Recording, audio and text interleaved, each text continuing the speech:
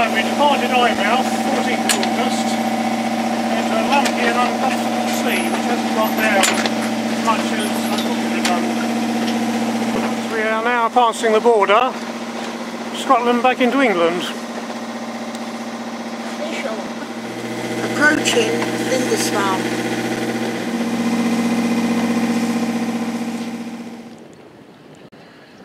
Right, we've arrived at Lindisfarne. That's the leading lines. And that's St Cuthbert's Island.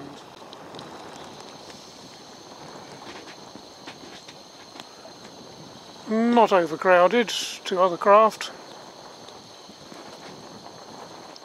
You can see the 2 leading marks which bring you into the anchorage. And on the other side we look across the anchorage and local moorings to the castle, which is rather a fine sight.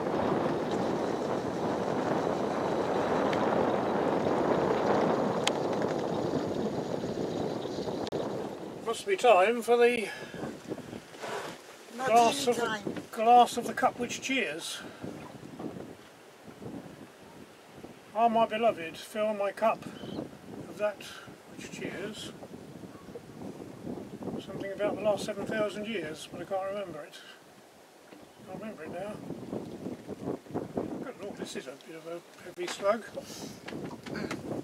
And the sun goes down on another day. And what a perfect place to be. Yes, it's very nice here. Say again? So it's very nice here, I thoroughly approve. St Cuthbert's Isle with a cross on it. Yes, that's the chap.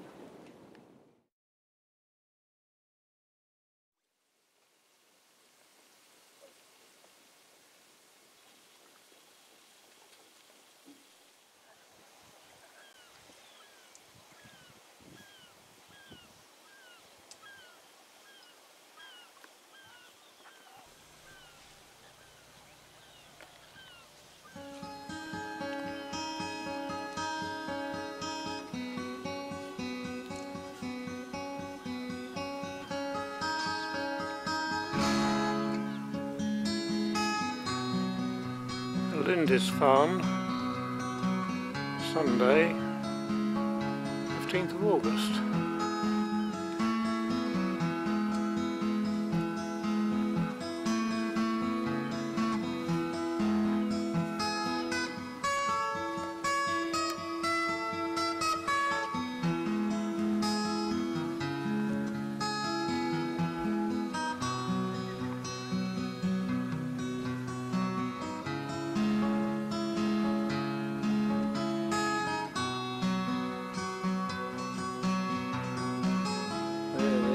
Farne Islands in the distance. You can see St Abb's Head right in the distance there.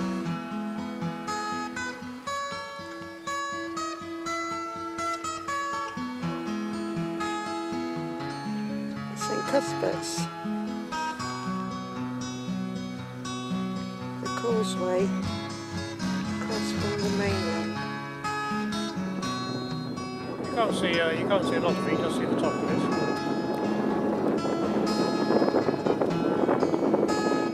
That's the ruined abbey. That's the priory or abbey, yes. It is.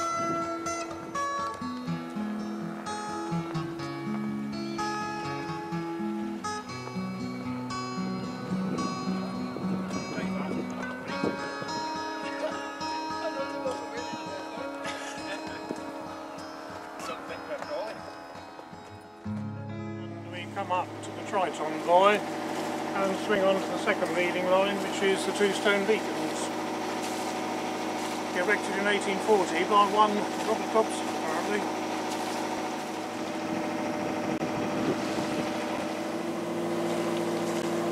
Passing through the Lindisfarne passage, Bavaria Castle to starboard, and the Farne Islands to port.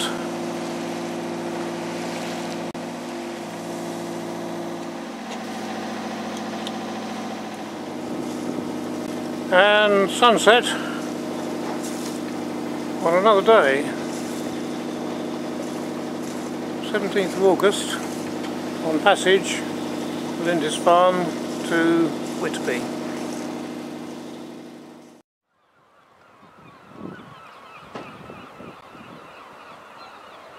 '18th of August, and we've arrived at Whitby.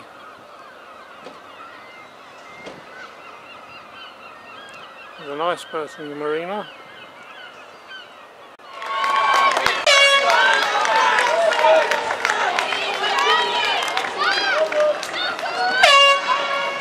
Bit of good racing going on.